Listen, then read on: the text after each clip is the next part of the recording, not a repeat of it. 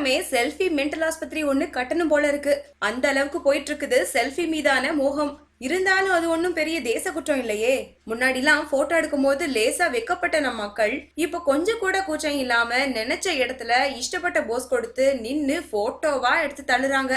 செல்ஃபிகளை like பண்ணாம பார்க்காம Facebook Instagram விட்டு வெளியே வர முடியாதுங்கிற நிலை உருவாயிருச்சு. இதெல்லாம் நம்ம தலைமுறையில தான் ஆரம்பிச்சதுன்னு பெருமை பீத்திக்கொள்ள நினைக்கும் தருணத்துல, இல்ல பேராண்டிகளா, உங்களுக்கு முன்னாடியே செல்ஃபி எடுத்து தள்ளிருக்கோன்னு நம்ம பாட்டி தாத்தாக்களுடைய வாய்ஸ் கிளம்புது. நம்ப முடியலையா? இதோ விண்டேஜ் காலத்துல, அதாவது ஸ்மார்ட் போன்கள் உருவாக்க பெறும் காலத்துக்கு முன்னரே எடுக்கப்பட்ட செல்ஃபிகளின் தொகுப்பு. ஆச்சரியப்பட வைக்கும் விண்டேஜ் செல்ஃபிகளோட இணைஞ்சு இப்ப உங்களுக்கு செல்ஃபி எடுக்க உதவக்கூடிய சில டிப்ஸ்களும் இந்த வீடியோல இருக்குது.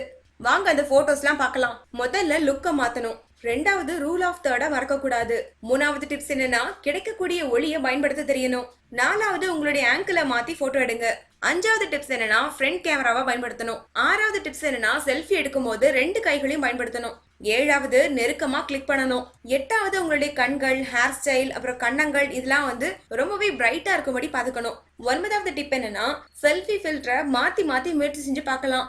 10வது முடிஞ்ச வரைக்கும் செல்ஃபி ஸ்டிக்கை பயன்படுத்தணும். 11வது டிப் என்னன்னா மறக்காம எடுத்த போட்டோவை எடிட் பண்ணணும். 12வது டிப் என்னன்னா நெருக்கமா கிராப் செய்யணும், அப்பதான் பொருத்தமா இருக்கும்.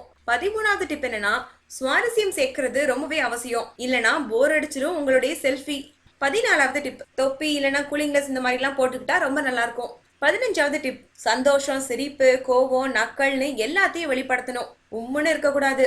16வது டிப் என்னன்னா கண்ணாடி முன்னாடி நின்றுட்டு செல்ஃபி எடுக்கலாம். இது உங்களுடைய ட்ரெஸ் உருவத்தை இன்னும் நல்லா எடுத்து காட்டும். அப்புறமா டைம் செட் பண்ணி வச்சுட்டு கேமரா முன்னாடி நின்று போட்டோ எடுத்துக்கக்கூடிய செல்ஃபி. இதுதான் 17வது டிப்ஸ். கடைசியா கழுத்தை சற்று முன்னாடி வச்சு நீட்டியபடி எடுத்தா இன்னும் கொஞ்சம் எடுப்பா இருக்கும். இந்த வீடியோ பிடிச்சிருந்தா லைக் பண்ணுங்க, வீடியோ பத்தின கமெண்ட்ஸ் போஸ்ட் பண்ணுங்க. மேலும் இது போன்ற தகவல் தெரிஞ்சுக்க எங்க சேனலை சப்ஸ்கிரைப் பண்ணுங்க. நன்றி.